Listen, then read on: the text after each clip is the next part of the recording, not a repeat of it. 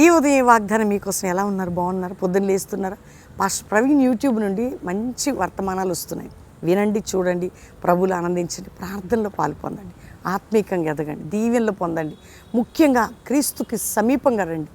ఇంకా రక్షణ పొందల బిడ్డలు, యేసు రక్షకుడు నీకోసం ప్రాణం పెట్టిన ఆయనకు నీ హృదయాన్ని సమర్పించుకుని జీవితాన్ని.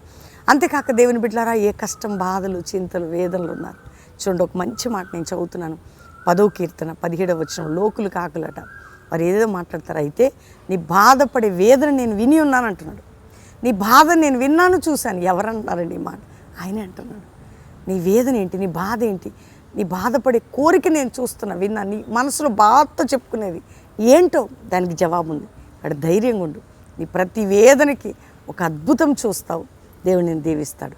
తండ్రి, ప్రతి వారిని రక్షించి, రోగులను స్వస్థపరిచి, కోర్టు కేసులు, మానసిక ఒత్తిళ్ళు, అప్పుల బాధ, ఆర్థిక బంధకాలు తెలిసి ఒక జాషువా జనరేషన్ క్రైస్తవ సమాజం లేపండి. ఈరోజు మ్యారేజ్ డే, బర్త్డే బిడ్డలు దీవించి అందరిపై శుభములను పలుకుతూ యేసు నామములో అడుగుచున్నాము తండ్రి, amen. Pastor Praveen official insta follow అవ్వండి. దేవుడు మీ అందరిని దీవించును గాక. Praise lord.